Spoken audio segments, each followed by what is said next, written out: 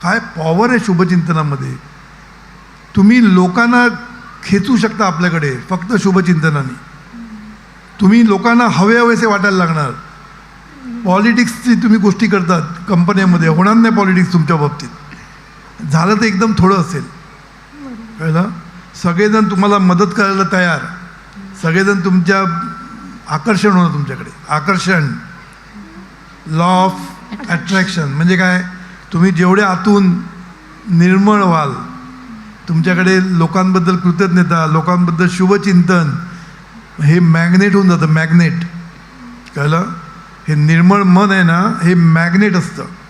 आणि हे मॅग्नेट सगळ्यांना खेचतं, सगळ्यांना. पैशाला खेचतं, उत्कर्षाला खेचतं, माणसांना खेचतं, सगळ्या गोष्टींना खेचतं ते, समजलं. म्हणून तुम्हाला जे वर्क लाईफ बॅलन्स, या मोठमोठ्या गोष्टी करायच्या असेल ना, एकच गोष्ट करायची आहे, कृतज्ञतानी मन आणि भारलं पाहिजे. आणि त्याच्यातनं बाहेर पडलं पाहिजे शुभचिंतन.